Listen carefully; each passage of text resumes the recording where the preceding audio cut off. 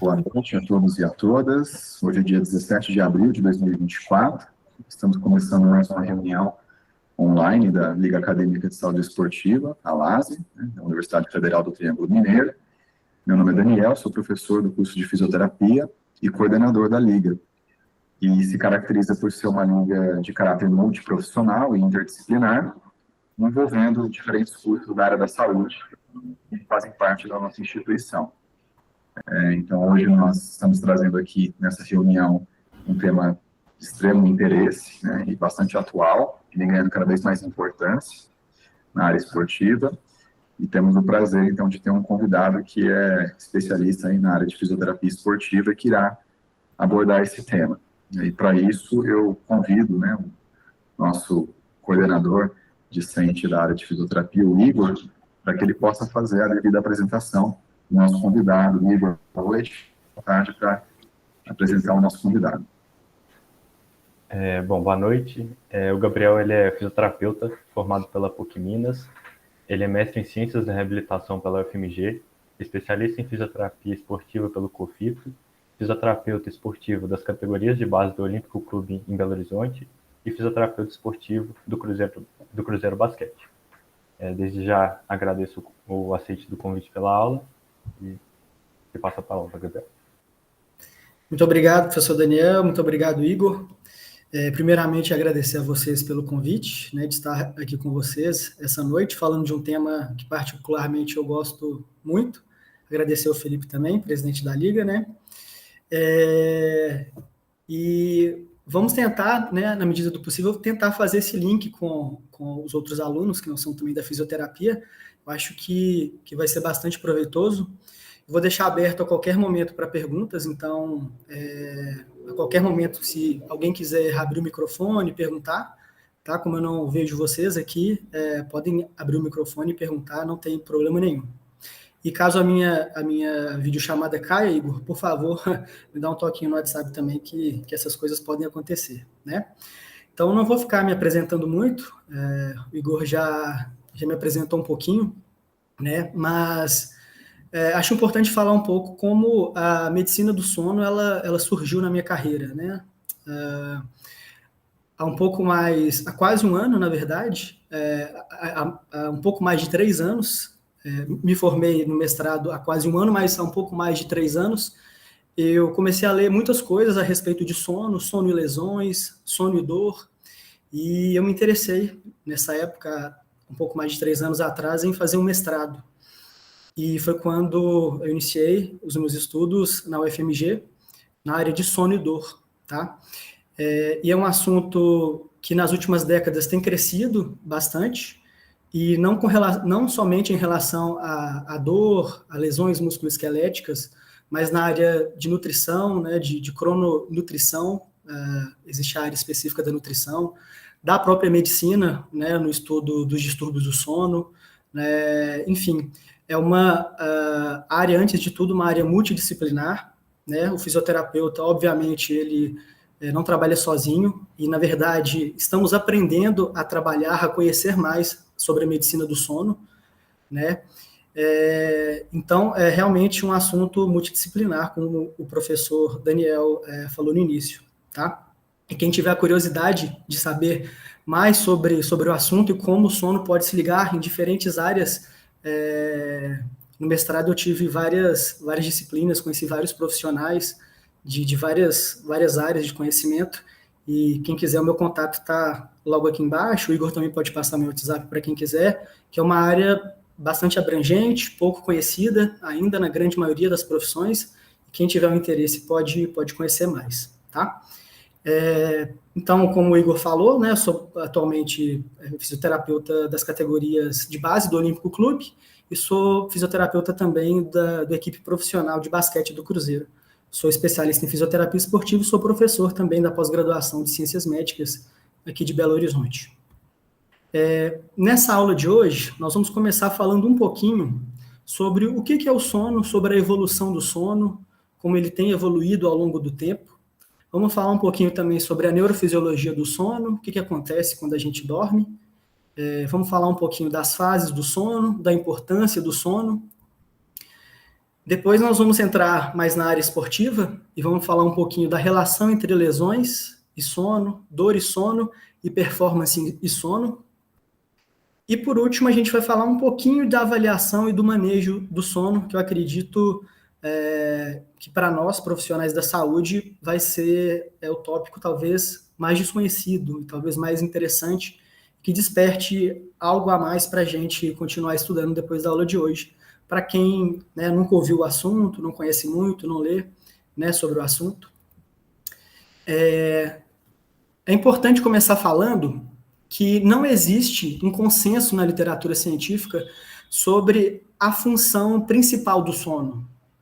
É curioso falar isso, mas a literatura ela não tem certeza do porquê que a gente dorme, né? Os cientistas pesquisam, sabe que o sono é bom para várias coisas, que ele é importante para muitas coisas, mas nós não temos uma resposta única, tá? Por isso que é uma ciência complexa, uma ciência que está em desenvolvimento e que cada vez mais surgem novidades a respeito disso.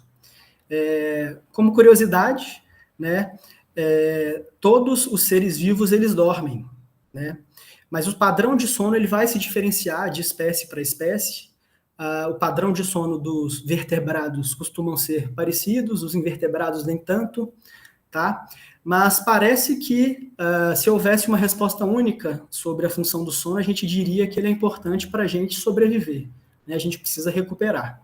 Mas não é só isso. A gente tem percebido que o padrão de sono ele tem mudado ao decorrer dos anos.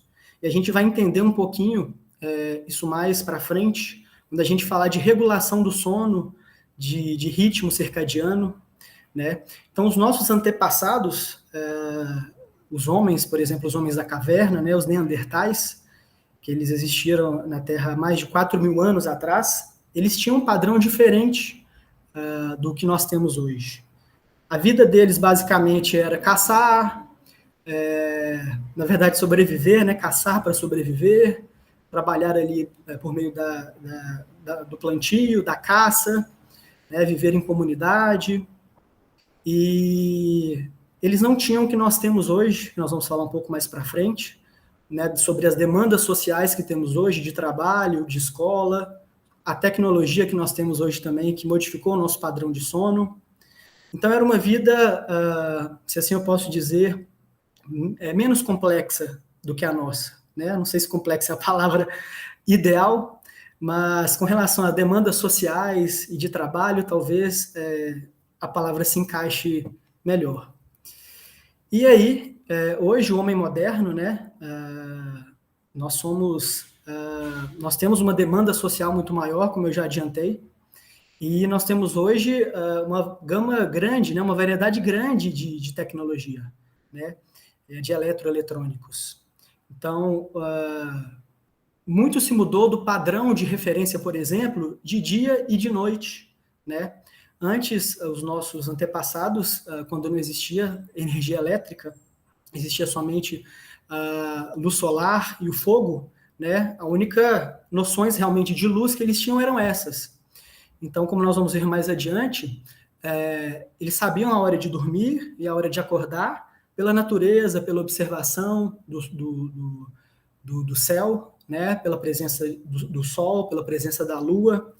Mas hoje isso está um pouquinho mais desorganizado. Obviamente a gente se regula, sim, pelo sol, pela ausência do sol, pela ausência da luz, mas hoje nós temos várias outras coisas que nos demandam estar acordados, né? E isso, ao longo dos anos, tem sido discutido. Existe um termo que se chama 24/7, onde ele dá a referência de que nós estamos solicitados por várias demandas do nosso dia a dia, 24 horas por dia, né? 7 dias da semana, né? Nós não paramos pelas demandas do trabalho, pelas demandas domésticas, pelas nossas demandas em sociedade, né?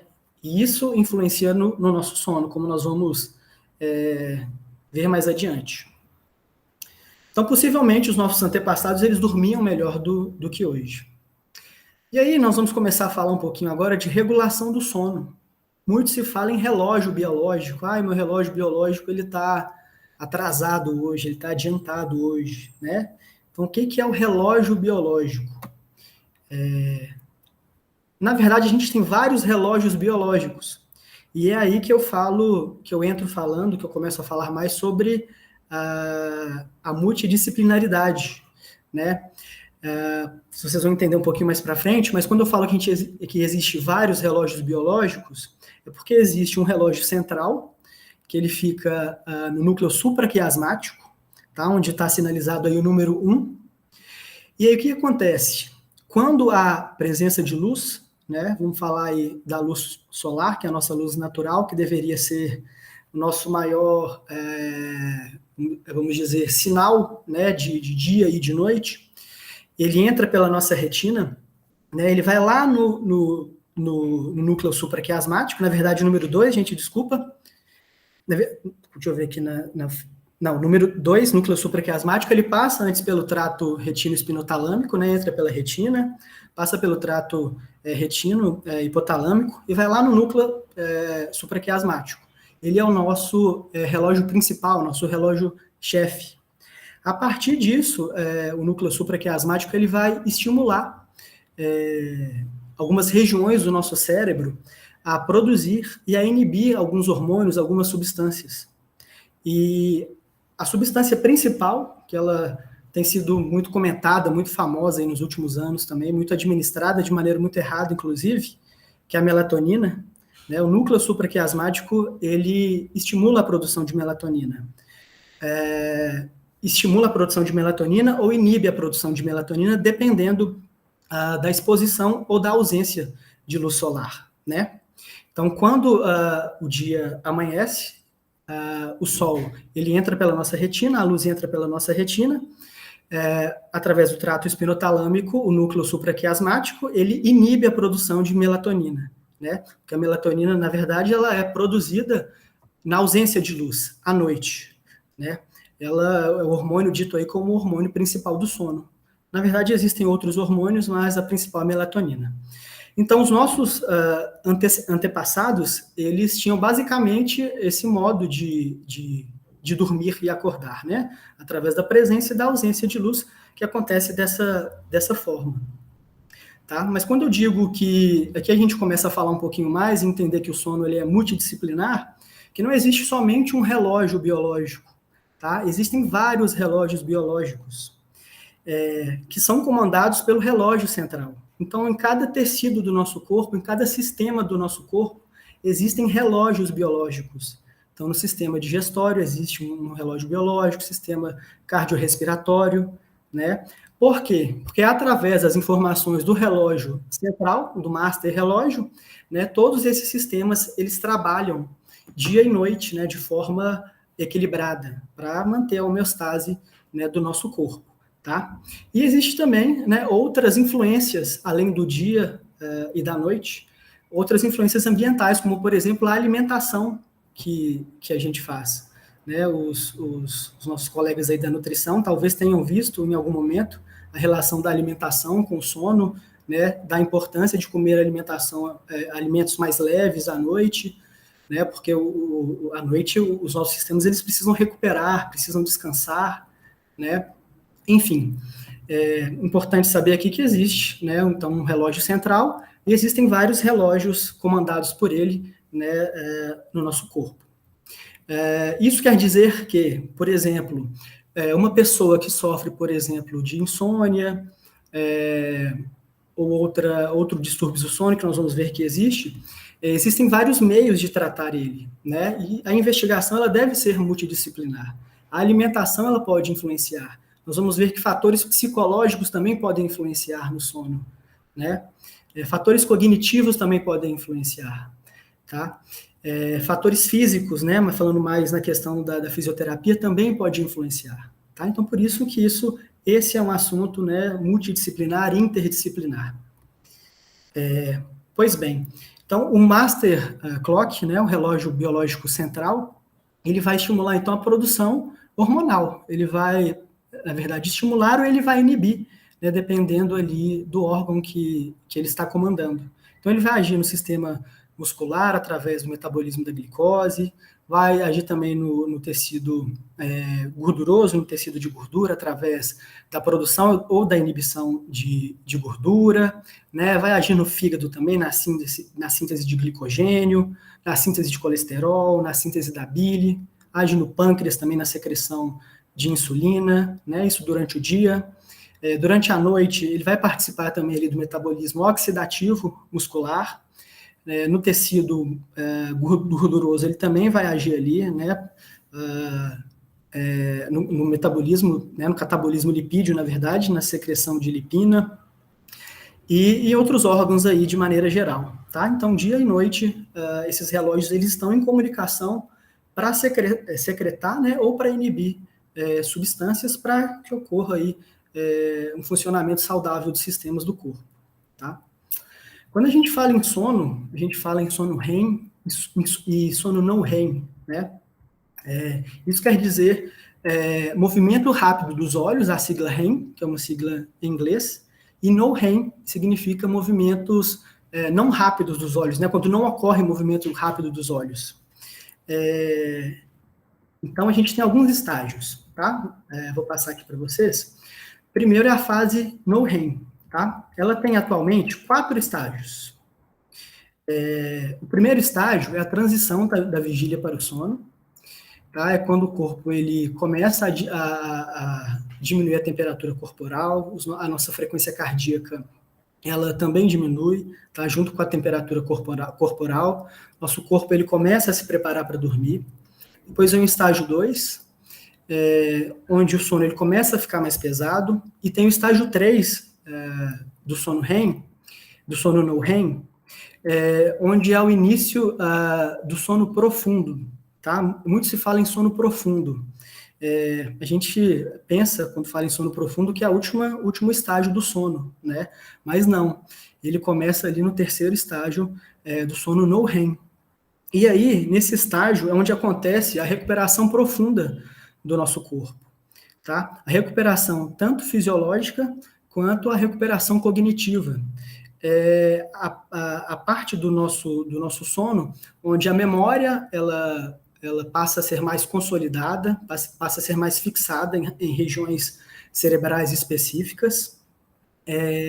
E existe também uma grande liberação de hormônios que vão ser importantes para a recuperação, pela cicatrização do nosso corpo, pelo crescimento dos tecidos corporais, né, como o hormônio do crescimento, como as miostatinas, principalmente o hormônio de crescimento, miostatinas, são secretadas, começam a ser secretadas aí nessa fase. E aí depois no estágio 4, né, onde continua o sono profundo, com a diminuição da frequência cardíaca e da pressão arterial, até que a gente chega no sono REM, né, onde a etapa, né, onde o corpo ele fica totalmente imóvel, né, apenas os olhos se mexem, e a fase, então, né, como curiosidade aí, onde os sonhos acontecem. Então, esse ciclo, ele dura de 90 a 100 minutos por noite, e considerando aí um sono de 8 horas por noite, 8 horas por noite, então a gente passa por todos esses estágios aí de 5 a 6 vezes por noite, tá? Mas a gente vai ver mais adiante que tem alguns pacientes, alguns atletas que não conseguem nem alcançar o sono profundo, onde realmente a gente consegue alcançar todos os benefícios hormonais aí, com relação ao sono. É importante dizer e mostrar para vocês alguns conceitos sobre o sono, tá? E um deles é importante aí para várias áreas, que é o cronotipo, tá? Cronotipo diz respeito à preferência com relação a número total de horas, tá? E número total de horas de sono, né? E que diz respeito também à preferência quanto ao horário de dormir e ao horário de acordar. Tá? A gente conhece atualmente 3 cronotipos, que são os matutinos, que são os que dormem cedo e acordam cedo. Tem os vespertinos, que dormem tarde e acordam tarde. E tem os intermediários, que ficam entre os matutinos e os vespertinos. E aí, hoje, a gente sabe que essa preferência em dormir pouco, dormir mais ou menos, ou dormir muito, nessa necessidade, ela é influenciada muito pelo nosso DNA, pela nossa genética. Mas, lembrando ali da história, né, da evolução do sono, isso também é influenciado por questões sociais, pelas demandas de trabalho, demandas familiares, demandas sociais em geral, tá? Mas é importante a gente saber que existe essa preferência, que é muitas vezes ditada, na verdade, em grande parte, né, é ditada pelo DNA, tá? E tem uma outra classificação também, além do cronotipo, que eles classificam, nos classificam de acordo com as horas de sono que a gente dorme, tá? E aí leva em consideração essas demandas sociais que eu falei no slide anterior. Então, existem os curtos dormidores, que dormem 5 horas para menos, os dormidores regulares, que dormem de 7 a 9 horas, e os longos dormidores também, que dormem de 10 a 12 horas. É importante saber isso porque alguns métodos de avaliação vão usar alguns desses termos, tá? E aí, muito se fala, né? Muito se pergunta qual que é o tempo total de sono que eu devo ter para alcançar todos os benefícios do sono REM, do sono no REM, né? E apesar de estar escrito ali em cima, até de um artigo que eu peguei que critica um pouco isso, né? Não existe um número mágico para isso, tá?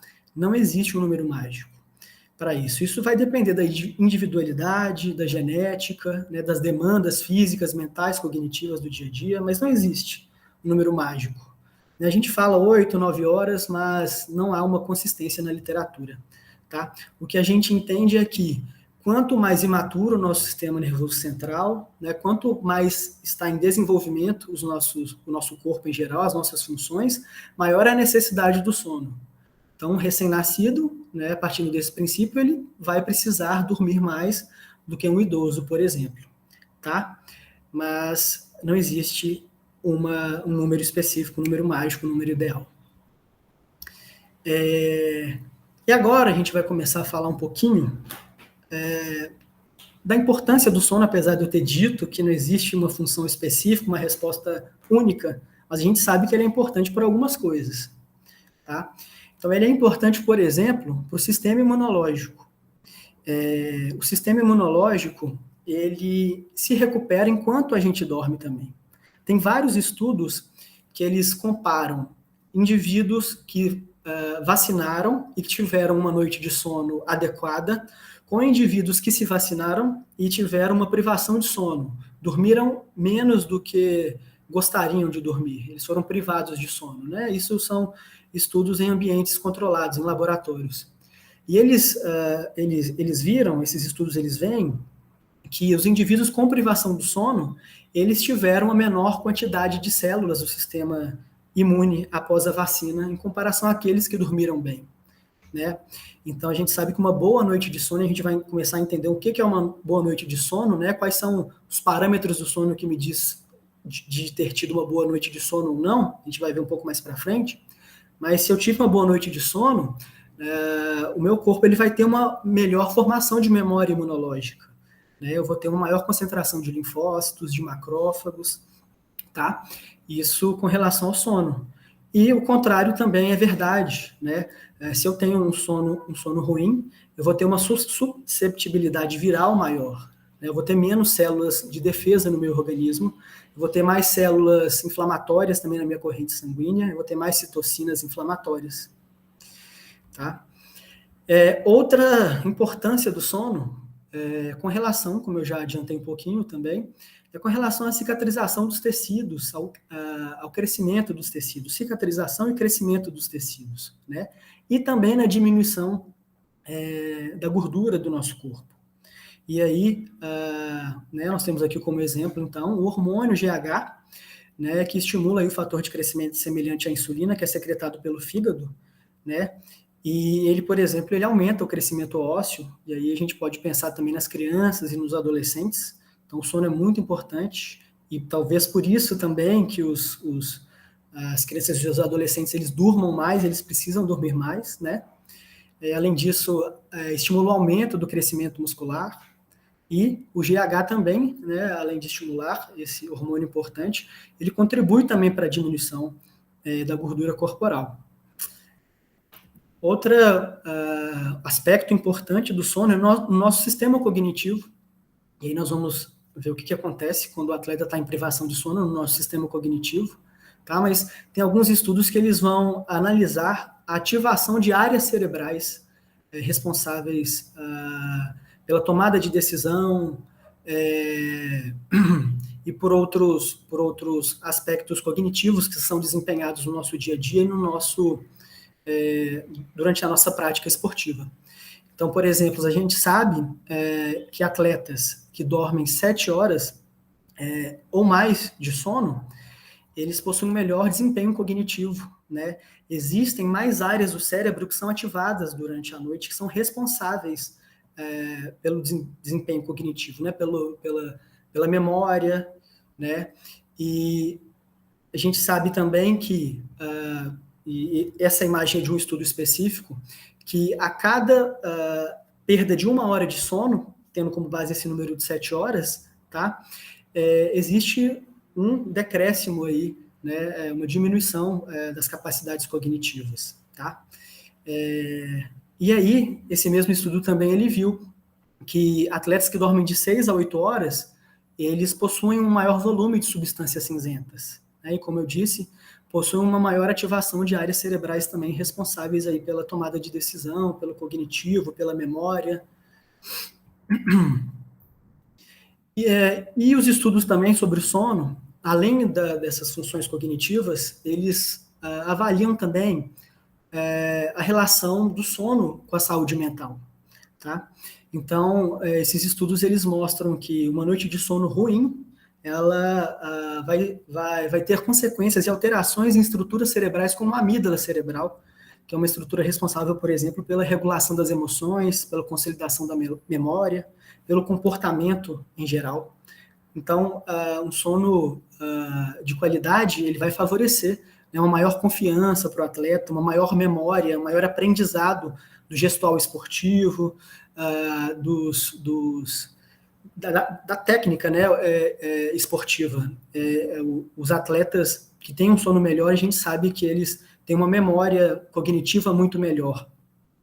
E ao contrário disso, né, eles ficam muito mais susceptíveis ao estresse, ansiedade, depressão, têm maior possibilidade de instabilidade, né, emocional. E aí, o sono também ele é importante para o controle da dor. Tá? A grande maioria dos estudos, eles falam que a associação entre sono e dor ela é bilateral, ela é bidirecional. O sono ruim ele pode ocasionar o início de uma dor, mas a dor também ela pode influenciar no sono. Apesar de, como mostra aqui nas setinhas, né, o sono ele parece ter mais influência na dor do que a dor no sono, tá?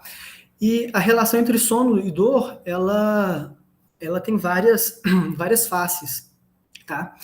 Pode haver aí, através de problemas de sono, né, uma modificação do sistema de modulação endógeno da dor. Isso pode diferenciar entre mulheres e homens. Como eu já adiantei também, as pessoas que dormem mal, né, ruim, elas podem ter uma maior concentração de citocinas inflamatórias no sangue, né? Isso vai modificar, obviamente, como eu disse também, as questões psicológicas, né? O humor pode levar à catastrofização, e a gente sabe que o conceito de dor hoje não é um conceito somente, né, biológico, existem outras influências, né, psicossociais também. Pode haver também uma alteração aí nas substâncias endógenas em pessoas que dormem mal, né, como o aumento de substâncias estressoras, né, como orexina, como cortisol, que vai influenciar também na dor. Como eu já adiantei também, vão haver áreas cerebrais, assim como na cognição, áreas cerebrais responsáveis pela dor, que vão ficar menos ou mais ativadas, tá? E isso vai alternar todo aí o ciclo de facilitação e de inibição da dor. Aqui somente um esquema, e aqui está falando sobre sono e lesões. Quando a gente tem restrição ou privação de sono, restrição de sono é quando a gente dorme, é importante dizer aqui, fala muito de restrição de sono, privação de sono. Restrição de sono é quando eu durmo menos do que eu gostaria, menos do que o meu corpo ele ele precisa, e privação de sono é quando eu sou impedido de dormir, seja por um distúrbio do sono, como insônia, ou como a gente vê nos estudos laboratoriais sobre sono, né, que os indivíduos eles são impedidos de dormir. Mas nessas duas situações, o que acontece? Tá? E aí que a gente vai falar sobre ocorrência de lesões. O que acontece no sistema muscular? Né, vai haver um desequilíbrio nos hormônios anabólicos, que são os hormônios de síntese proteica, né, os hormônios de cicatrização, que vão estimular o crescimento dos tecidos em geral, tecido muscular também.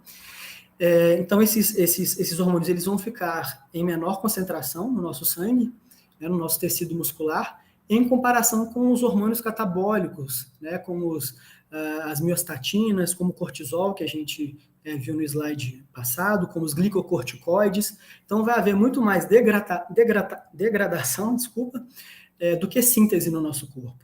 Tá?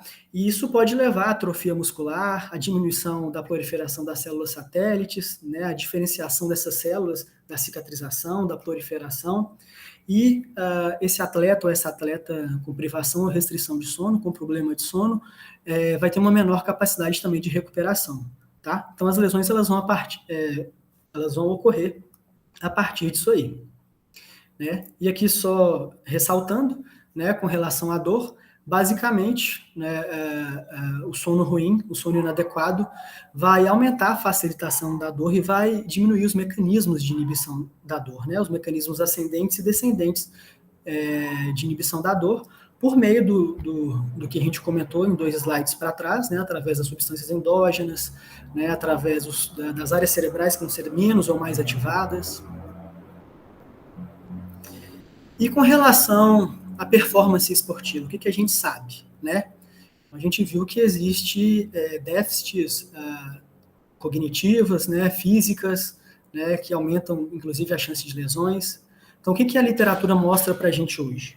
Que o atleta ou a atleta com problemas de sono vai ter uma queda no desempenho esportivo, né, vai ter uma alteração na capacidade cardiovascular, uma redução da força de sprints, redução da agilidade, maior chance de lesões, como a gente já falou, dificuldade para memória, atenção, foco, e esse atleta ou essa atleta vai ter uma capacidade de tomada de decisão muito menor, né? Como a gente viu que áreas cerebrais ali, durante a noite, elas são menos ativadas, tá? E se eu tenho um atleta com problema de sono, o ciclo de sono ele vai ser incompleto. Então, muitos desses atletas, né, dessas pessoas em geral, vamos falar também de não atletas, eles não vão chegar até o sono profundo, né? E no sono profundo, onde é liberado várias substâncias, vários hormônios, né, responsáveis pela consolidação da memória, pela cicatrização tecidual, né, pelo relaxamento do nosso corpo, ele não vai ter esses benefícios todos. Né? E é no sono profundo, importante dizer também, onde várias toxinas do nosso corpo elas são eliminadas, são liberadas, né, substâncias aí que são nocivas tanto para o nosso corpo quanto para o restante dos nossos tecidos. Né? Então, isso vai influenciar, sim, na performance do atleta. O que a literatura hoje não nos diz com maior certeza, na verdade, é difícil a gente falar, né, com relação à ciência, mas o que é mais inconsistente na literatura é com relação à atividade motora grossa e com relação a exercícios físicos de baixa intensidade. Tá? Então, o sono mal dormido, vamos dizer assim, ele parece exercer maior influência com relação à performance em atividades moderadas, intensas, né, e com relação a capacidades físicas mais finas, né, onde os atletas também são estimulados a tomar decisão, a realizar tarefas duplas, movimentos mais complexos. E aí, a gente pensa, mas será que atleta dorme bem ou não dorme, né? Qual que é a diferença que existe para atleta e não atleta? Então, existem alguns estudos que comparam o sono de atletas e não atletas. E o que a gente vê na grande maioria deles, que atletas têm uma qualidade do sono menor do que não atletas. E a gente vai entender um pouquinho mais para frente o porquê, tá? E aí a gente, né, não sei se vocês estão conseguindo acompanhar alguns conceitos que eu tenho falado, e se eu estiver falando alto, rápido, podem me falar. Mas, por exemplo, a gente falou de cronotipo, né, que é a preferência com relação ao horário de dormir e acordar, né? Agora a gente está falando de qualidade do sono, que é um termo que a gente vê muito por aí, e aí diz respeito à autossatisfação em relação a todos os domínios de sono. Então, é o quanto o indivíduo se sente satisfeito com relação à sua experiência de sono, tá? E a gente vai falar de outros domínios do sono, mas a qualidade do sono é um termo mais pesquisado, mais abrangente. E a gente falou também de privação e restrição. Então, assim, são muitos os termos. E quem, né, tiver realmente a vontade de estudar o sono, vocês vão começar a perceber e começar a entender mais. E muitas vezes esses conceitos, eles se misturam um pouquinho na literatura, tá? Mas à medida que a gente vai lendo, a gente vai entendendo melhor. Mas a gente sabe, né, voltando aqui para a qualidade do sono dos atletas e não atletas, que atletas tendem a ter uma menor qualidade do sono do que não atletas. Tá? A gente vai entender o porquê. Eles são menos satisfeitos com relação ao sono do que não atletas. E a gente vê também, né, que tem alguns estudos, na verdade muitos estudos, que vão dizer, sim, que o sono ele vai ser prejudicial aí para quem pratica esporte, para os atletas, né? Igual esse atleta do nosso, esse artigo do nosso grupo de estudos aqui da UFMG, eles analisaram alguns atletas de futebol profissional aqui de um clube de Belo Horizonte, e eles viram que a eficiência do sono, que é outro termo aí, outro domínio do sono, que diz respeito à subtração entre o tempo na cama e o tempo dormindo, ou seja, o tempo do momento que eu decido deitar na minha cama para tentar dormir, menos o tempo que realmente eu começo a dormir até eu acordar, né? É chamado de eficiência do sono. Aí eles viram que quem tem uma menor eficiência do sono tem uma maior probabilidade, né, de ter mais lesões. Essas lesões, elas tendem a ser mais graves, e sendo mais graves, elas determinam também aí um tempo maior de afastamento desses atletas que as têm. Nós temos também estudos relacionados a atletas adolescentes, como por exemplo esse, também lá do nosso grupo de estudos, tá? E aí eles avaliaram outro domínio do sono, que é a quantidade de sono, que nós já falamos, né? Que é a hora, o total de horas em que você começou o sono e que você acordou. E eles viram também que tanto a quantidade quanto a qualidade, que nós já falamos aqui o conceito, elas estavam associadas à ocorrência de lesões musculoesqueléticas e à dor musculoesqueléticas em adolescentes, né? Outro domínio do sono que eles pesquisaram foi a vigília após o início do sono. Então, tem pessoas, né, e atletas que depois de dormirem, eles acordam, sejam por problemas de insônia ou por problemas psicológicos, por preocupação demasiada, seja com rendimento ou com outras questões. Eles possuem o tempo de sono mais fragmentado, né, e eles viram que em adolescentes isso foi associado também com lesões, mas lesões prévias, né? Eles fizeram todo um registro de lesões prévias, né, e foi um estudo longitudinal onde eles acompanharam a ocorrência de lesões também em um determinado tempo, tá? Então, a gente vê que não só atletas de elite, atletas profissionais, mas crianças também, adolescentes, eles podem ter essa influência. E também outro estudo aqui do nosso grupo de pesquisas em atletas paralímpicos, tá?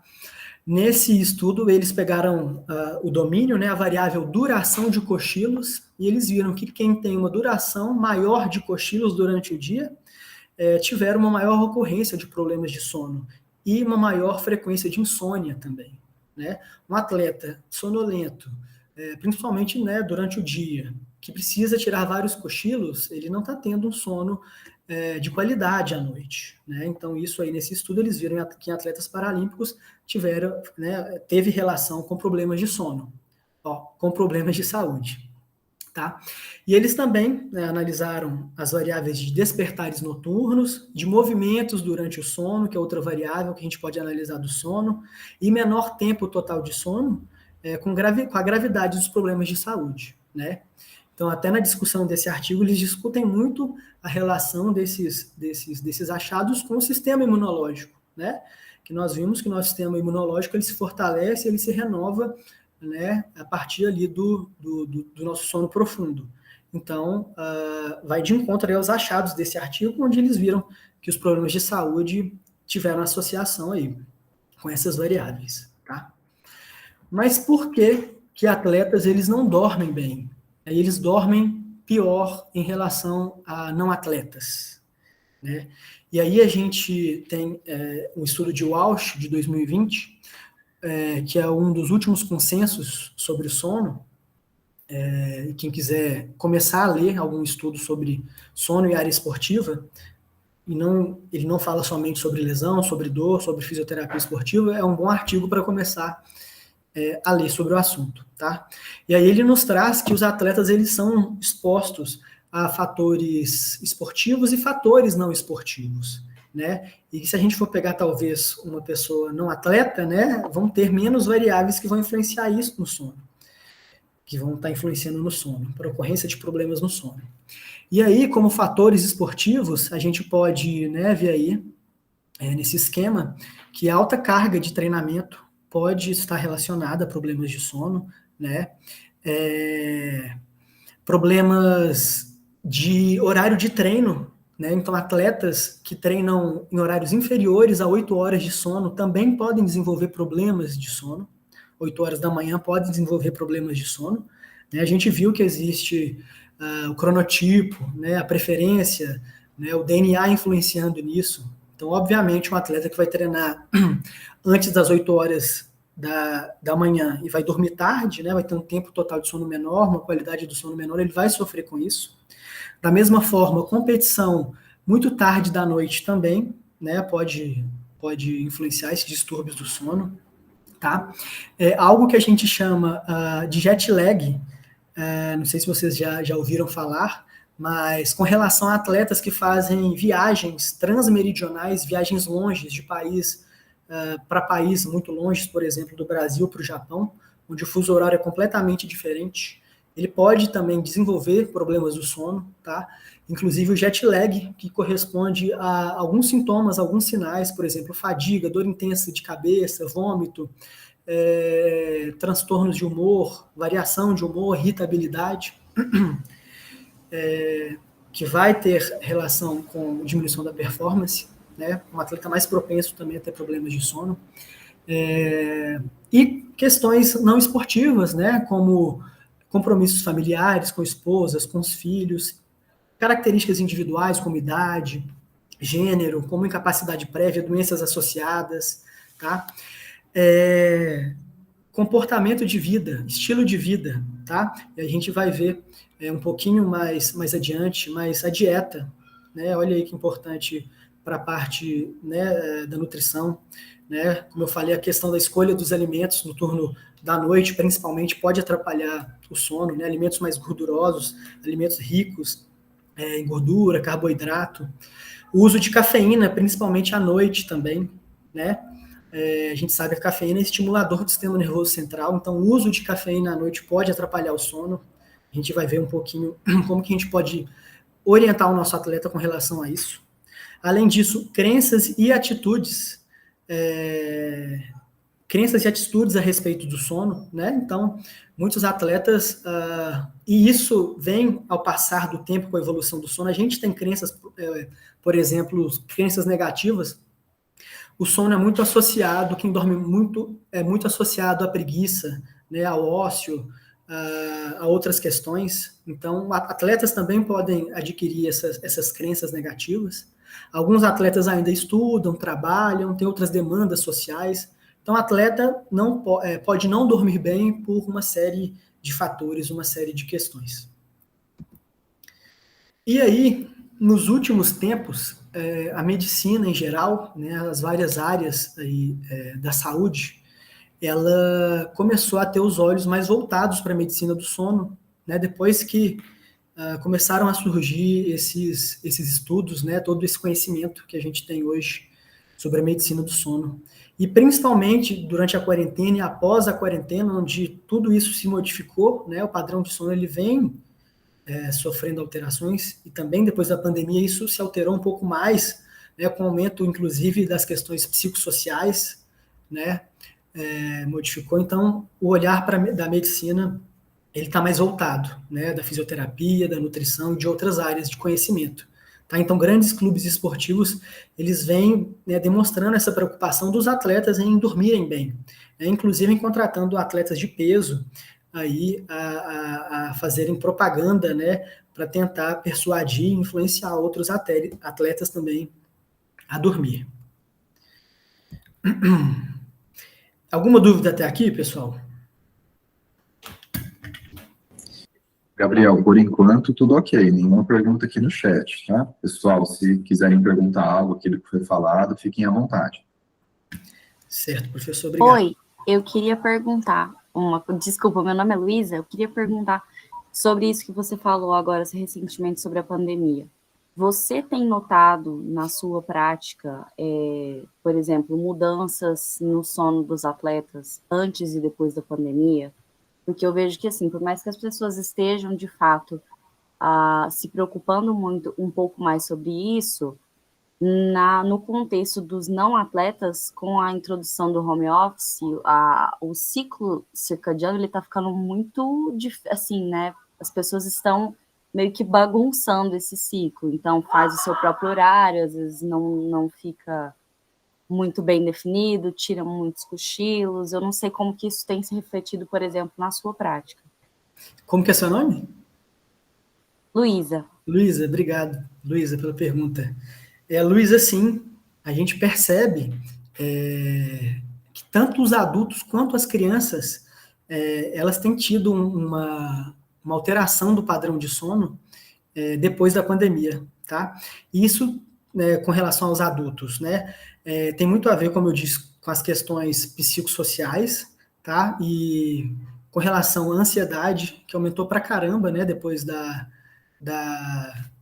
pandemia, e a gente sabe que a ansiedade ela é o principal fator de risco, por exemplo, para o desenvolvimento da insônia. Então, pessoas mais ansiosas, com relação à questão financeira, né, muitos clubes, inclusive, durante a pandemia, principalmente clubes de base, e clubes que estavam, né, iniciando aí no esporte, clubes que antes eram amadores e começaram a iniciar, a gente tem alguns exemplos aqui em Belo Horizonte, eles tiveram uma queda financeira muito grande, e os atletas, eles foram mandados embora. E os que ficaram, eles ficaram com receio, ou com medo, ou com ansiedade de serem mandados embora, ou de diminuírem também as questões financeiras, né? Então, tudo se modificou, e através desse maior índice também de questões psicossociais, a gente percebe que acaba afetando essa questão do sono, tá? E esse exemplo que você mencionou também, a questão do home office, né, para os nossos atletas amadores aí, por exemplo, que tem um trabalho, né, além do esporte, a gente percebe que desorganizou totalmente, né, não somente a questão de claro e escuro, da exposição à luz solar, né, mas a questão da maneira de trabalho. Tem alguns pacientes na clínica, né, atletas amadores, que têm problemas de insônia, além dessas questões de ansiedade e depressão, mas de comportamentos que eles adquiriram após a pandemia. Por exemplo, a gente sabe que o nosso cérebro ele se habitua aos nossos comportamentos, né, e assim como a percepção de claro e escuro, a gente viu que tem outros órgãos do nosso corpo que também vão entender o horário de dormir e o horário de acordar. Então, essas pessoas, por exemplo, que estão em home office, muitas delas, elas relatam que acordam, não tiram o pijama, ficam na cama com o computador, por exemplo, e vão tirar o pijama e sair da cama já depois do almoço. Enfim, como que essa questão, né, dessa adaptação cerebral, dessa percepção de dormir e acordar, fica para o nosso cérebro, né? Então, assim, acho que tem coisas, hábitos que começaram a ser colocados em prática após a pandemia, que a gente ainda vai entender e saber a repercussão um pouco mais para frente. Mas que a gente percebe uma diferença do antes e depois, a gente percebe sim. Tá? Era mais ou menos isso, Luísa? Era sim, obrigada. Nada. E aí a gente vai começar a falar um pouquinho aqui sobre a avaliação, né, do sono em atletas, né, e quando, na verdade, a gente precisa investigar, né, o sono dos atletas. São todos os atletas que a gente precisa, né?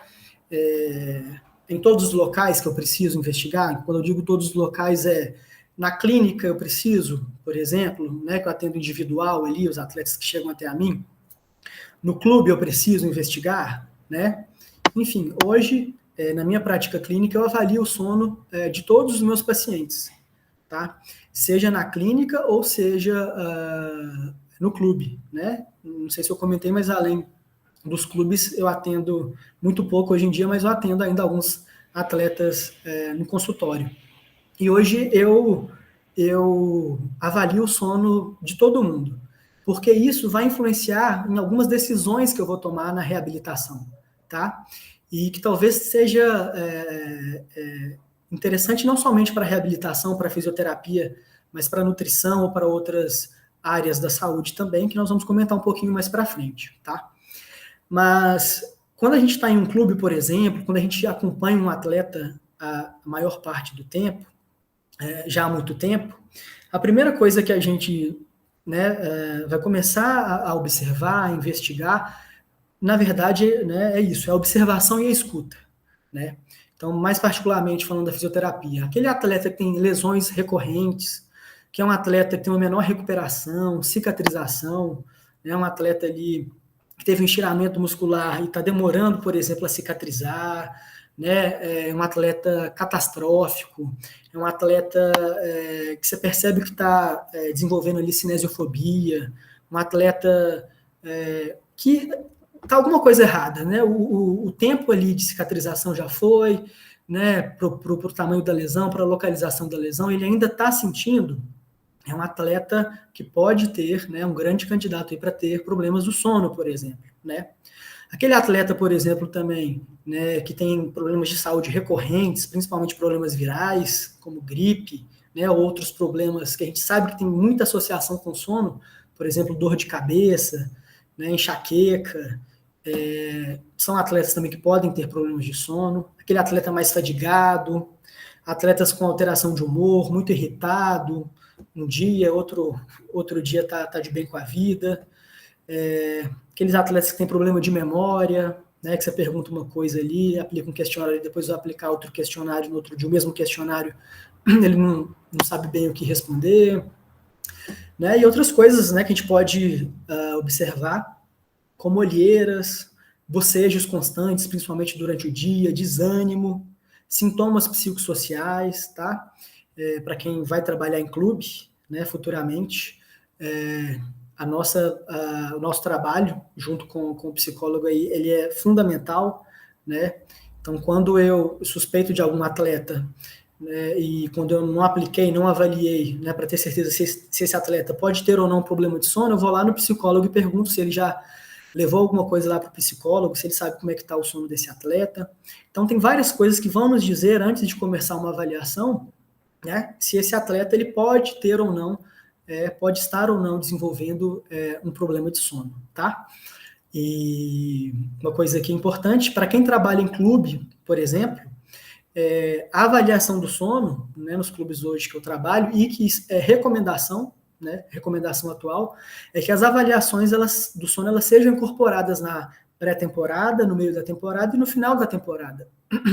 Porque, como a gente vai ver, existem maneiras também de manejar o sono, de orientar, né, de encaminhar, né, de melhorar essas questões, tá? E no meu paciente na clínica, no consultório, eu avalio periodicamente, de mês em mês, dependendo ali de quanto tempo esse paciente vai ficar comigo, né? De repente não dá para ter esse acompanhamento mais a médio e longo prazo, mas o ideal é que fosse, tá? E a gente vai entender um pouquinho mais como que a gente faz para avaliar e para manejar as questões do sono, tá? Então, a primeira coisa que a gente vai fazer na verdade, antes de começar o passo a passo, no primeiro quadradinho lá em cima, no passo 1, está escrito educação sobre o sono, tá? O que isso quer dizer? O passo 1 ser educação sobre o sono.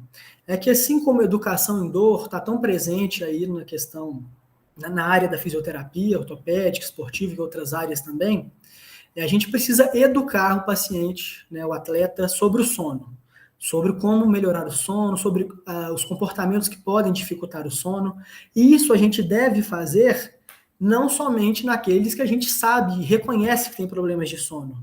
Todos, principalmente ali no clube, né, a gente tem mais tempo, trabalho mais em grupo, eles devem ser educados com relação ao sono. Tá? Então, esse é o primeiro passo. E aí, como a gente começa a tentar identificar se um atleta ou não tem problema de sono? Né? Esse estudo, né, de Walsh, esse consenso, ele fala para a gente que, primeiro, a gente pode usar ferramentas que são questionários validados, questionários, né, são de informações mais subjetivas, que vão nos dizer, né, alguns deles vão nos dar alguma pontuação final, ou vão nos dizer de frequência, ou ausência ou presença de problemas de sono, né, que a gente pode usar para tentar identificar isso. Tá? Eles deram um exemplo de um questionário com a qualidade de sono de Pittsburgh, que é o índice de qualidade de sono de Pittsburgh, que é um questionário que a gente vai ver mais adiante, mas ele avalia a qualidade de sono. E aí, através desses questionários, a gente vai classificar os problemas de sono, se existem ou não. Né? Se o atleta ele não tem problema de sono, como mostra aí, logo abaixo do passo 2, ele vai continuar recebendo educação em sono de maneira periódica, né? E tem que ser de maneira periódica, a gente vai ver mais a seguir. Se esse atleta ou essa atleta tiver problemas leves de sono, né, a gente tem que identificar quais problemas são esses, né? Então a gente vai, muitas das vezes, encaminhar esse atleta para o profissional mais indicado para aquele caso, ou se não for especificamente um distúrbio do sono, o que eu quero dizer? Aí vem outro conceito de sono, distúrbio do sono, que quer dizer uma situação patológica do sono, uma insônia já instalada, uma apneia do sono já instalada, né, que foi diagnosticada, que vai ser diagnosticada por meio de critérios específicos, por exames específicos. Né? Nesses casos, a gente vai indicar para profissionais específicos, né, dessa área. Mas se for problemas de sono e comportamentos de sono, a gente vai ver que nós mesmos, enquanto profissionais da saúde, fisioterapeutas, nutricionistas e profissionais da saúde em geral, a gente consegue gerenciar e monitorar esses comportamentos do sono. Tá? E esse atleta vai entrar aí, então, nesse fluxograma e vai continuar recebendo educação em sono. Tá? Mas, se esses problemas forem moderados ou graves, aí já adiantei um pouquinho, né? Misturei um pouquinho leve com moderado e grave. Mas se forem problemas de sono moderados e graves, aí a gente vai indicar para o especialista para fazer o diagnóstico correto, para ter o tratamento correto, né? E ele vai receber, então, educações de sono constantes ali enquanto estiverem com a gente também, tá? Então, problemas leves de sono diagnosticados pelos questionários, né, onde não são, de fato, distúrbios do sono, né, são só queixas de sono, por exemplo, relacionados a dormir menos por questões de horário de treino, ou por consumo de cafeína, ou por problemas psicológicos, mas que não são diagnosticados, né, que não são, de fato, ainda distúrbios psicológicos, né, como uma vez ou outra ali tô tendo preocupação com o meu rendimento, ou amanhã vai ter jogo, eu não dormi bem, né? Então, coisas mais esporádicas, coisas mais comportamentais, a gente consegue tá manejando, tá monitorando, mas problemas mais moderados e graves, a gente precisa realmente encaminhar para o diagnóstico e tratamento específico, tá? E aí nós vamos falar um pouquinho agora sobre alguns instrumentos que a gente pode utilizar, tá? E não só o fisioterapeuta, não só o médico, não só o nutricionista, nem só o profissional de educação física, mas todos da área da saúde, né?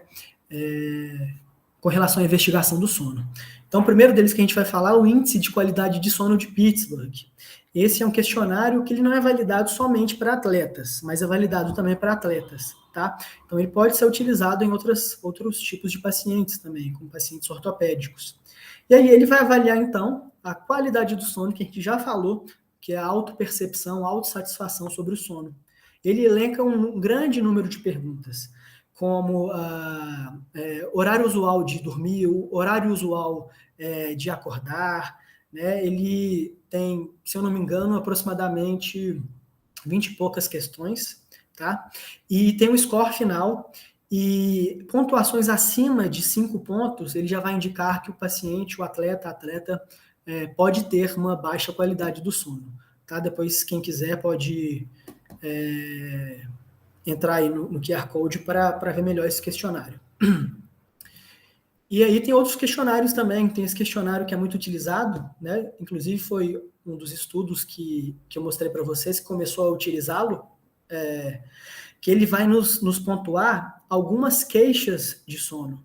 E é um questionário que não vai ter uma pontuação, mas ele vai nos dizer de informações mais qualitativas no quesito possui ou não possui, mas também uma parte quantitativa sobre frequência de sintomas, mas não vai nos dar uma pontuação, mas é só para a gente identificar ou não a queixa do sono, tá? Eles listam como possíveis queixas de sono: sono insuficiente, ronco, insônia, sonolência excessiva diurna, despertar noturno, queixas respiratórias, movimentos durante o sono, chutar as pernas, conversar dormindo, pesadelo, bruxismo, sonambulismo ou outras queixas relacionadas ao sono.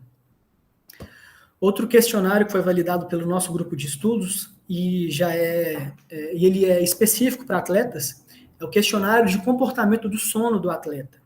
É um questionário que ainda não tem sido muito utilizado, mas com grande potencial aí para ser utilizado na nossa área, porque ele lista 18 comportamentos relacionados ao sono em atletas, tá?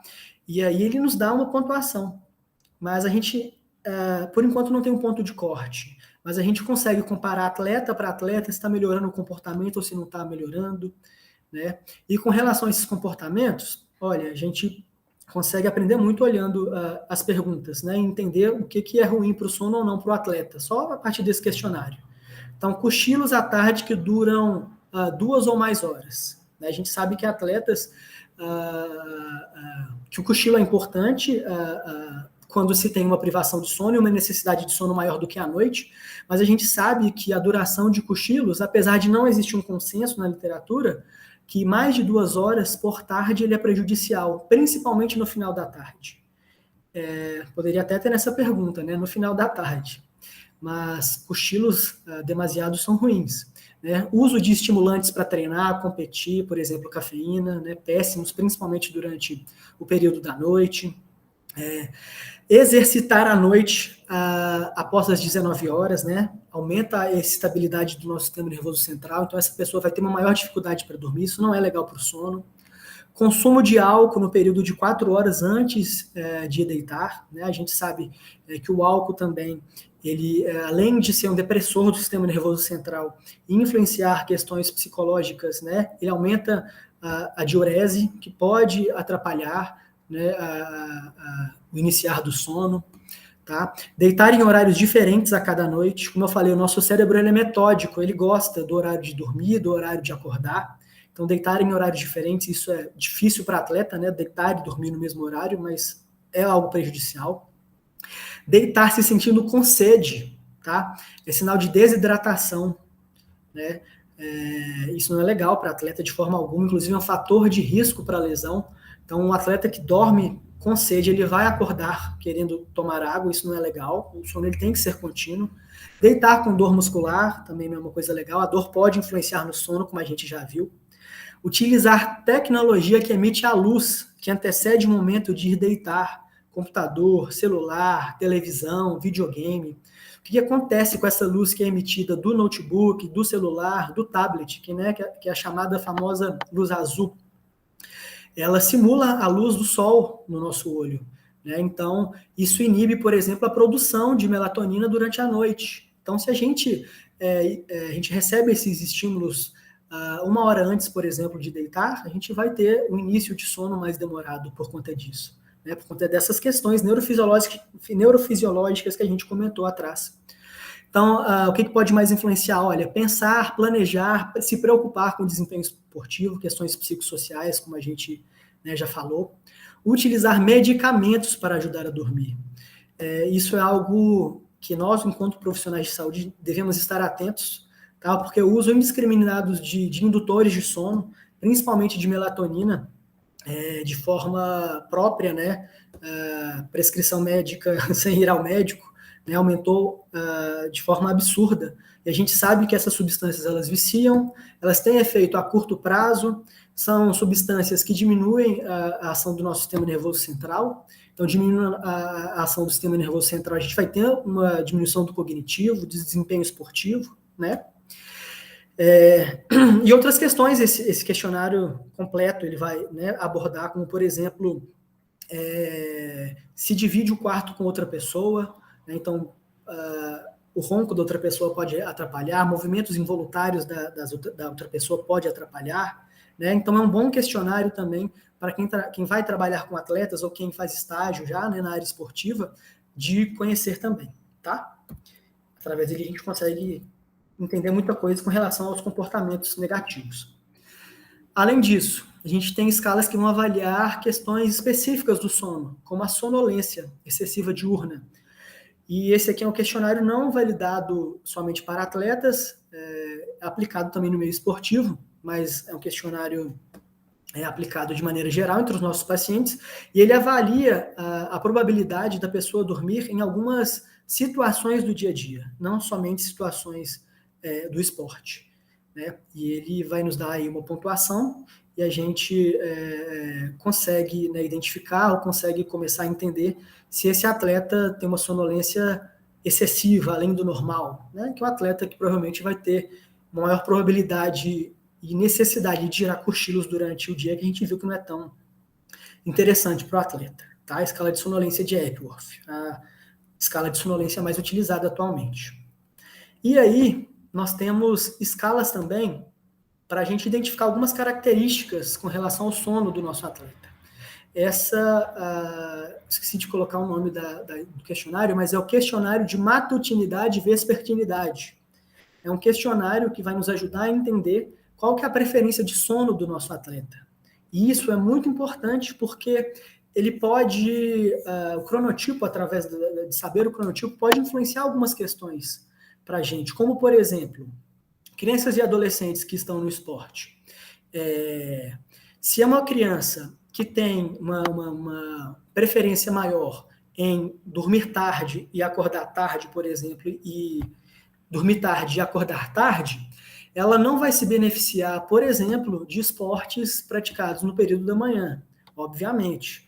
Tem os compromissos escolares, os compromissos cursinhos, aulas de inglês, enfim, outros compromissos tantos. Mas se eu puder, por exemplo, escolher e orientar o pai de um atleta, por exemplo, ao melhor horário a ser praticado do esporte, né, por uma criança, por um adolescente, por exemplo, ou até mesmo um adulto, né, amador, por exemplo, que tem uma maior disponibilidade de horários, eu vou indicar, né, com relação ao cronotipo. E isso pode ser levado em consideração não somente para a escolha, por exemplo, de prática, de horário de prática esportiva, mas de atendimento, atendimento na fisioterapia, atendimento na nutrição, horário de treino na preparação física, né?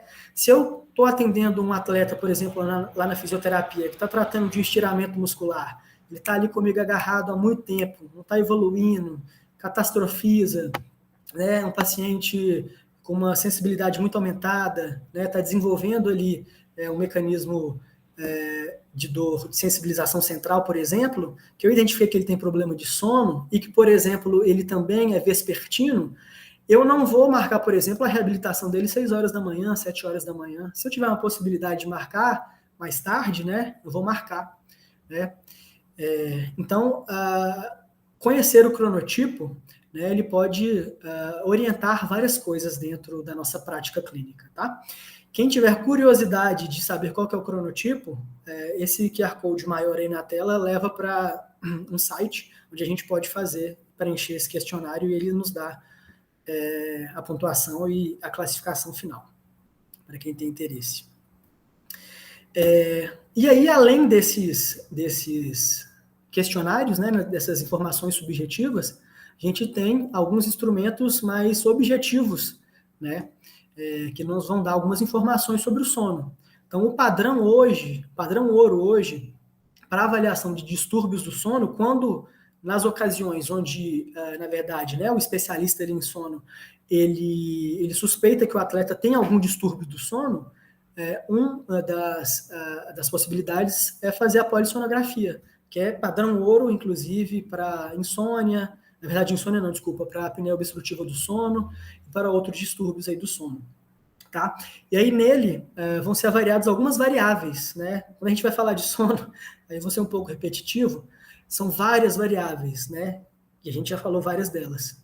E aí tem outras agora, ó. A polissonografia, além do tempo total de sono e de vigília e deficiência do sono, ela vai calcular, vai mensurar através, né, dos eletroencefalograma, eletrooculograma, eletromiografia, eletrocardiograma. Vai avaliar também, por exemplo, a latência para início do sono. O que é a latência? É o tempo em que eu deitei e que realmente eu comecei o sono. Latência para o sono REM. Então, através da polissonografia, eu consigo ver os estágios do sono REM e sono no REM, né? A quantidade de tempo que eu fico em cada estágio, se eles são mais curtos ou se eles não são, se o atleta atinge ou se não atinge, se chega no sono profundo ou se não chega.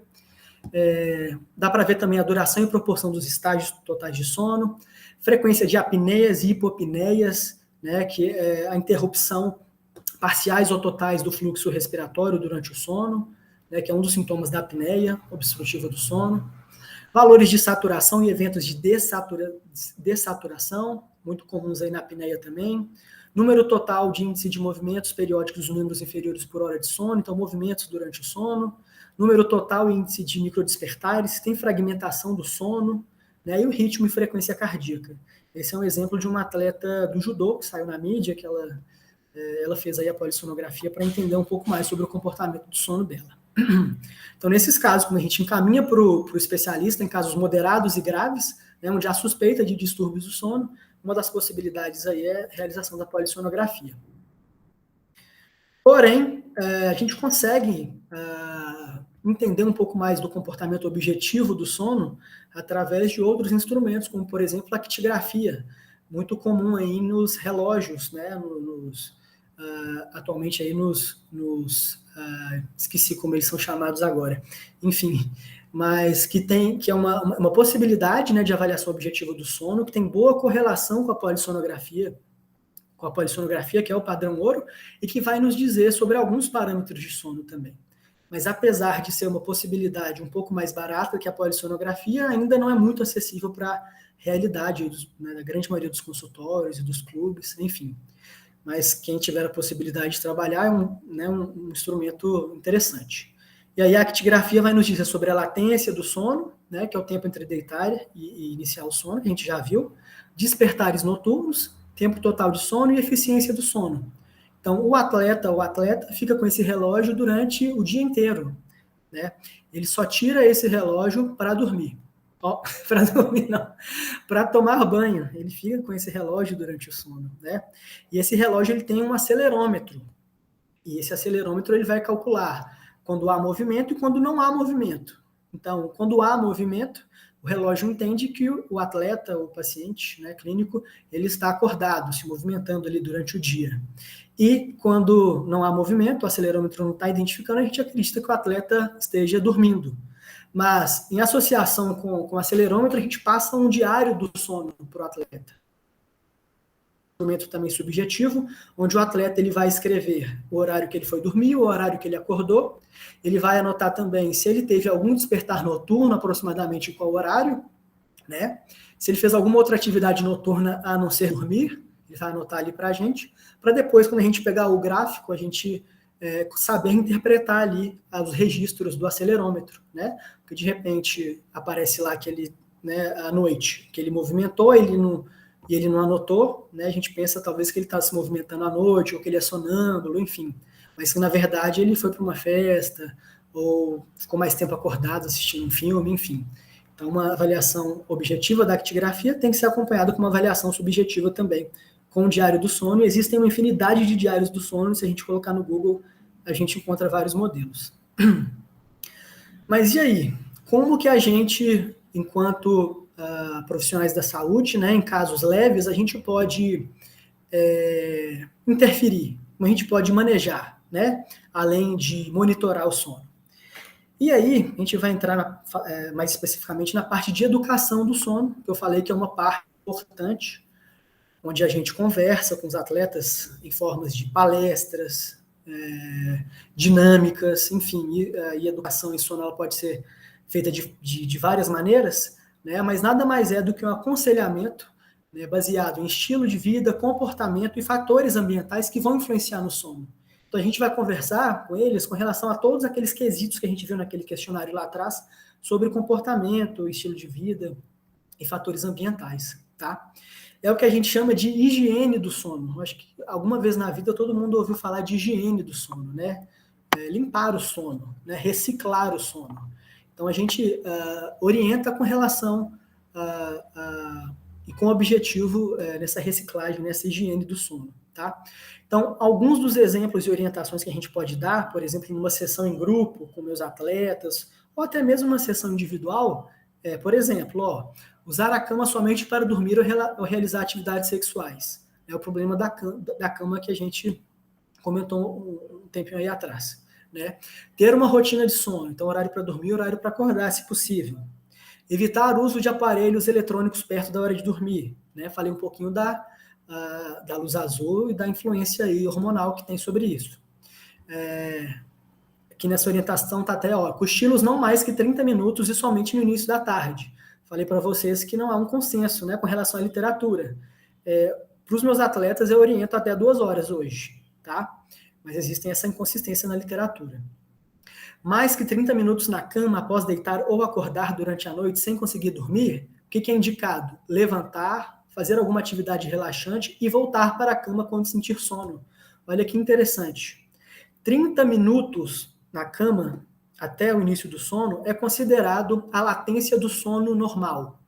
Acima de 30 minutos, a gente considera uma latência do sono patológica, vamos dizer assim. E aí, a orientação é não ficar na cama. Quanto mais se tenta ficar na cama, os estudos mostram que a latência do sono ela tende a aumentar. Então, para isso, é necessário fazer alguma coisa, de preferência do atleta ou da atleta, seja meditar, fazer algum exercício respiratório, para tentar voltar a dormir, tá? Outra orientação, se expor à luz solar durante o dia, né? Sem o uso do óculos de sol. Olha que importante, né? Nós vimos ali que a luz solar ela entra pela retina, passa pelo trato, né, hipotalâmico, chega lá, né, depois do trato hipotalâmico, onde é estimulado, né, a glândula pineal, a produção ou não produção dos hormônios que vão influenciar no sono ou na vigília, né? Então, a gente precisa ser exposto ao sol, né? E principalmente sem óculos de sol, para a gente entender quando é de dia, né? Para o nosso cérebro entender quando é de dia, né? A gente sabe muito bem, mas o nosso cérebro ele precisa desse estímulo. Evitar bebidas estimulantes à noite, né? Evitar alto consumo de líquido perto da hora de dormir, tá? Tomar muito líquido perto da hora de dormir vai fazer acordar, ir ao banheiro, vai fragmentar o sono, o ciclo de sono ali ele vai ser interrompido, né? Muitas vezes não vai chegar ao sono profundo, ao terceiro estágio, né, do sono. E se exercitar regularmente, né, para aqueles atletas, para aqueles pacientes que não são atletas.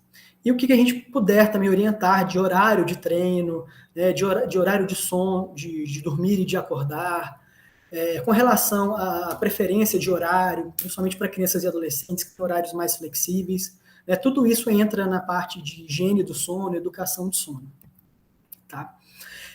Trouxe esse artigo aqui interessante, que eles avaliaram aí a eficácia da higiene do sono em atletas e que eles viram que uma sessão de 40 minutos de educação em sono modificou o padrão de sono dos atletas em geral, tá? Eles tiveram um aumento da eficiência do sono e eles tiveram uma menor latência do sono, tá? Eficiência do sono, não sei se a gente falou para trás, mas a subtração, né, do horário em que se deitou para dormir, do tempo total de sono, e latência a gente já tem falado aqui. Então, houve modificação, né, trouxe benefícios aí, apenas uma educação em sono, só falar, 40 minutos falando aqui, para o atleta, né, sobre essas questões. Só que eles viram que uma sessão não foi suficiente para manter a médio e longo prazo. Então, orienta-se, né, que essa educação do sono ela seja feita de maneira contínua. O que a gente não tem hoje certinho, que a respeito de, será que semanal, será que de 15 em 15 dias, mensal, enfim. A gente não tem ao certo, mas precisa ser feito de maneira periódica, precisa. O que eu penso hoje na minha realidade, eu faço, por exemplo, no clube, sessões de educação em sono em grupo. E eu aplico alguns questionários, como eu lido, por exemplo, na base com crianças e adolescentes, eu gosto muito de aplicar o diário do sono. Né? Alguns atletas são estimulados, entendem um pouco mais a linguagem do diário, né? Muitos deles têm diários, né, a não ser de sono, então eles sabem muito bem como vão preencher. E aí, se eu identifico dentro do grupo, que um grupo está com uma característica pior, está com, em geral, né, os atletas em geral, eles estão com sono ruim, eu faço sessões de educação em sono de maneira mais periódica. Às vezes, semana por semana, depois espaço de 15 em 15 dias, até ficar melhor ali o diário do sono dos meninos e das meninas. Né? Então, isso vai de acordo com a necessidade que a gente consegue identificar ali no grupo ou de maneira individual também, tá? E aí, os estudos mostram que a higiene do sono, ela tem efeitos positivos aí, né? Algumas orientações, como, por exemplo, olha, aumentar o tempo total de sono, né? Ter tempos de dormir e de acordar, preparar o ambiente de sono, como, por exemplo, deixar o local escuro, né, quieto, com uma temperatura agradável, estabelecer rotinas de higiene do sono. Então, a gente precisa entender, os atletas também precisam entender que dormir é um ritual, né? A gente precisa estar preparado para aquilo, para o nosso cérebro entender, né? Evitar competições de manhã e à noite, difícil, mas enfim, sempre que possível, né? Evitar estimulantes. Esse é um dos exemplos, né, que vão propiciar aí o aumento, né, do sono, que vão influenciar diretamente na diminuição do estresse, na regulação emocional, na diminuição dos riscos de lesões em membros superiores, de membros inferiores, diminuir o risco de lesões, diminuir o risco de doenças em geral, o que vai também propiciar aí o aumento da performance, né? Que todo atleta quer. E aí nós temos outros instrumentos também que nós podemos utilizar para melhorar o sono do nosso atleta ou da nossa atleta. Não sei se vocês chegaram a ver essa foto da seleção feminina da Austrália, que estava viajando, não me lembro para qual país, mas elas estavam fazendo alguma viagem transmeridional, alguma viagem longe, onde o fuso horário era muito grande. Então, para evitar sintomas relacionados ao jet lag, elas foram expostas a esses óculos, né, que a gente chama fototerapia, né, exposição de luz em geral.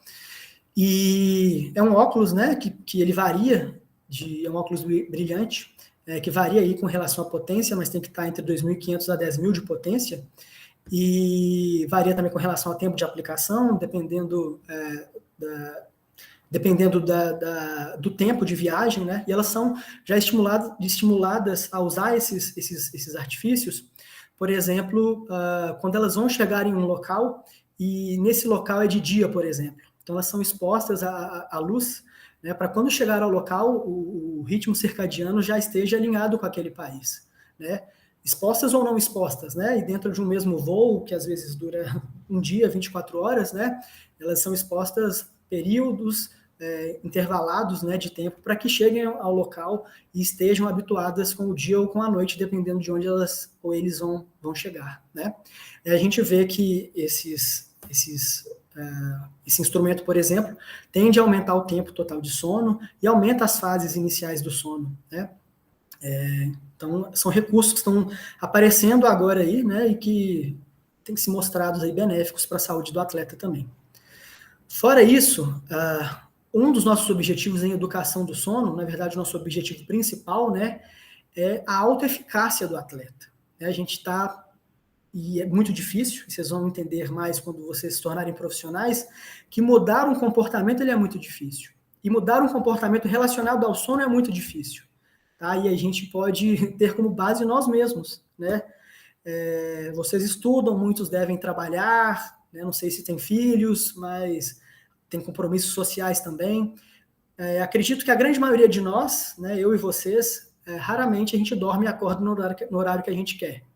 E talvez a grande maioria de nós também, né, não sentimos satisfeitos com a quantidade de sono.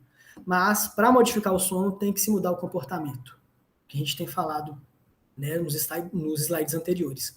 Então, a gente tem outros artifícios que a gente pode apresentar para o nosso atleta, por exemplo, esse aplicativo, que é o CBTI Coach, que é um aplicativo, dentre vários outros aplicativos que existem, mas esse é validado na literatura, e o QR Code está aqui com o estudo dele, que mostra que ele foi eficaz para interrupção do uso de hipnóticos, por exemplo, né, diminuição do uso de indutores de sono, e melhorou a qualidade de sono em adultos. Tá? E pode ser uma possibilidade para uso em atletas também, apesar de não ser validado para atleta. Tá? Para atleta, eu não conheço hoje algum que seja validado, mas existem algumas possibilidades aí que vêm surgindo. Né? Então, quanto mais a gente tornar o atleta autoeficaz, né, com menor crenças negativas, com atitudes mais favoráveis em relação ao sono, melhor. E esses têm demonstrado ser alguns artifícios também. Fora isso, nós temos as terapias complementares, né, que vão ajudar aí no sono também, na concentração, né, e dentre elas tem alguns estudos aparecendo aí agora para a gente, com relação à meditação, com relação ao yoga, com relação a artes marciais, principalmente as artes marciais que vão associar com movimentos respiratórios, com a respiração, como o Tai Chi Chuan, por exemplo. E terapia medicamentosa, né? Não é bem a nossa área aqui, mas acho importante dizer, né? E já antecipei um pouco atrás, tem muitos atletas fazendo uso de medicamentos, não só atletas, mas atletas também, de forma indiscriminada, né? De forma não prescrita, e repetindo, esses medicamentos, eles diminuem, né, a estabilidade do sistema nervoso central, para atleta é péssimo, diminui o rendimento, diminui a performance, tem efeitos mais a curto prazo, tá? Porque são medicamentos onde causam vício, causam uma dependência, né? E causando vício e dependência pode-se mudar a dosagem, e uma vez que não são prescritos, na grande maioria das vezes, pelo médico, pelo especialista, isso também acaba sendo um perigo. Mas vão haver algumas situações, como, por exemplo, alguns distúrbios do sono que são diagnosticados, né, principalmente distúrbios do sono grave, que vão precisar desses medicamentos. Coloquei a melatonina, mas existem, né, muitos outros. Tá? Importante dizer também que a terapia medicamentosa, ela, como qualquer outra terapia, e a gente sabe disso, mas é sempre bom repetir, ela não é eficaz se manejada sozinha, né, só ela. A gente sabe que o efeito, né, depende da complementação de outros quesitos, como a gente já falou, né, para trás de outras coisas, né, e é isso. Uma coisa interessante, que talvez o Igor tenha visto também, quando nós nos conhecemos, ele me perguntou um pouquinho sobre esse estudo, e talvez surgiu o interesse dele em me chamar aqui para estar conversando com vocês hoje, que durante o mestrado, um dos estudos que eu desenvolvi com o meu grupo de pesquisas que eu mostrei para vocês, né, que tem alguns estudos sobre essa área, a gente buscou entender sobre os conhecimentos e as crenças do sono em fisioterapeutas esportivos brasileiros. A gente buscou entender o que a gente sabe hoje, né, na verdade, quais são as crenças dos fisioterapeutas esportivos brasileiros. Será que eles têm boas crenças? Será que eles estão habituados com alguns conceitos relacionados ao sono? Né? E é um artigo que está para ser publicado agora, já passou pelos processos iniciais aí de submissão, e provavelmente vai estar publicado aí nos próximos meses, no próximo mês talvez. Tá? E é um estudo onde a gente encontrou resultados semelhantes a outros estudos com fisioterapeutas e com outros profissionais da saúde. Tá? Agora eu me lembro com enfermeiras, nutricionistas, e são resultados muito semelhantes que a gente encontrou. Tá? O que a gente viu? Que a grande maioria dos fisioterapeutas brasileiros, eles fazem perguntas simples e não validadas para os atletas. Né? O que isso significa? Perguntas como, dormiu bem? Dormiu mal? Né?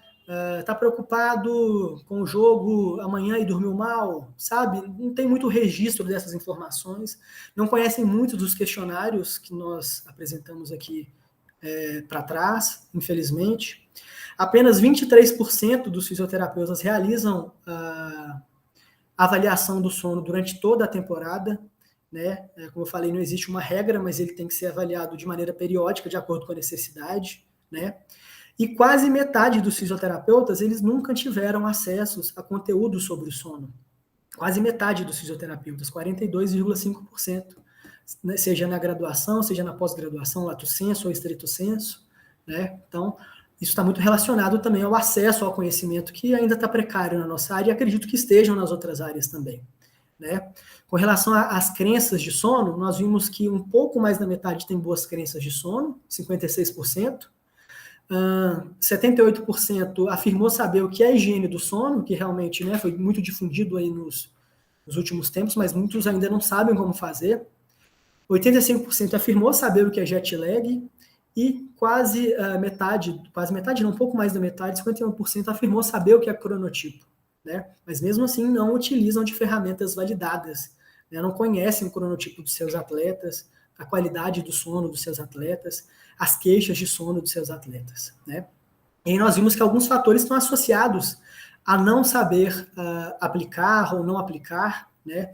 E isso tem relação com acesso ao conhecimento sobre o sono, que nós vimos que muitos não tiveram, né? Então, ser graduado, ser mestre, possuir maior tempo de graduação, aumentou a chance, por exemplo, de saber o que é cronotipo, de saber o que é a higiene do sono, de realizar a avaliação do sono, né? Então, hoje, o que nós estamos fazendo aqui, né, conversando sobre o sono, sobre a importância do sono para o atleta, né, é uma forma também de adquirir esse conhecimento, né? Se vocês participarem de pesquisas futuras, vocês podem colocar lá que vocês tiverem acesso a conteúdo relacionado ao sono, mas que precisa melhorar ainda muito, né? E acredito, e repito de novo, em várias áreas, né? Se os alunos de nutrição, da educação física, que estiverem presentes, e da medicina que estiverem presentes na aula e forem pesquisar, vão ver que é um assunto ainda abrangente, né? Há muito a se explorar e se conhecer sobre isso. E aqueles alunos que estão em fase de TCC, que pensam em fazer um mestrado, pensam em fazer um doutorado, olhem por essa área, desculpa, gente, olhem para essa área que ela parece ser bastante promissora para o futuro, tá?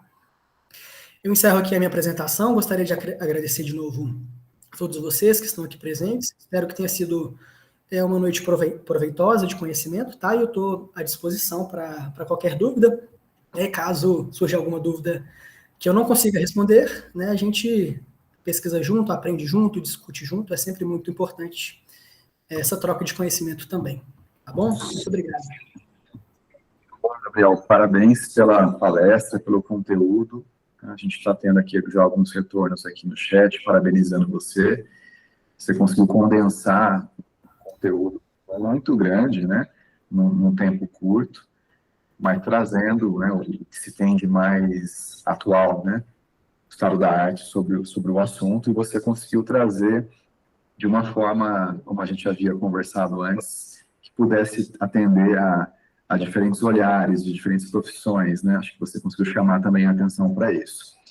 Pessoal, fica à vontade aqui para fazer perguntas para o Gabriel. A Marcela, ela levantou a mão, vou passar aqui a palavra para ela. Boa noite, Marcela, fica à vontade.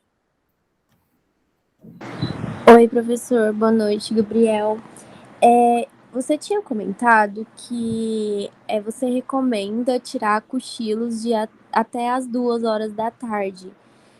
Você acha que é viável para o atleta ele ter uma condição boa, uma boa noite de sono e também usufruir desses cochilos matinais? Isso vai promover um rendimento melhor para ele? Ou você acha que tendo uma boa noite de sono não seja necessário estar tendo esses momentos durante o dia?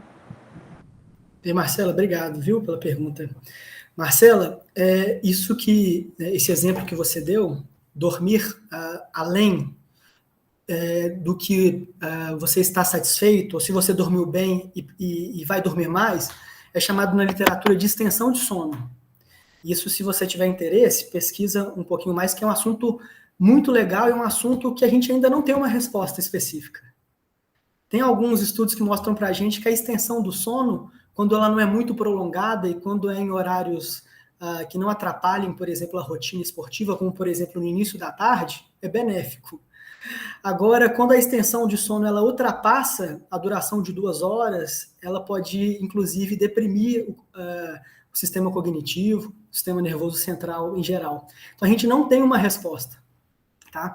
Então, os cochilos hoje eu oriento só para aqueles e aquelas atletas que têm uma deficiência de sono à noite, para agir de maneira complementar ali durante o início da tarde, né, com duração até 2 horas.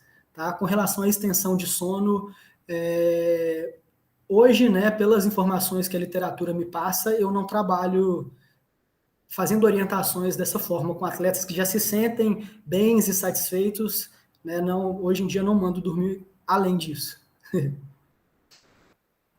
Perfeito, obrigada.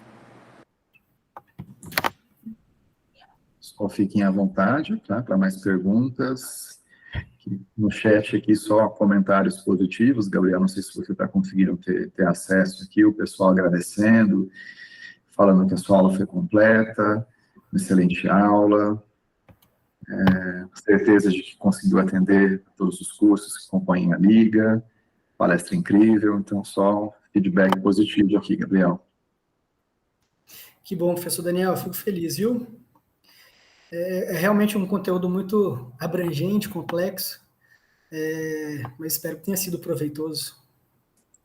Não foi sim, com certeza. Marcela, você tem uma segunda pergunta? A sua mão está levantada ainda, só para a gente tirar aqui a dúvida. Não, eu esqueci de abaixar, desculpa. Não, tranquilo. Pessoal, fiquem à vontade, tá? Vai dar aqui mais um pouquinho. Se ficar com vergonha, não, podem perguntar. E o bom é que tudo isso está sendo gravado, né? E aí a gente consegue depois reverberar, né, no canal da LASE. E se você puder nos ajudar, Gabriel, se inscrevendo no canal, divulgando também, para que mais pessoas se inscrevam, isso ajuda a impulsionar, né, o canal, e tem muito conteúdo interessante lá, de diferentes áreas, né, das diferentes profissões que trabalham na área de saúde esportiva. Claro, como que é o nome, professor?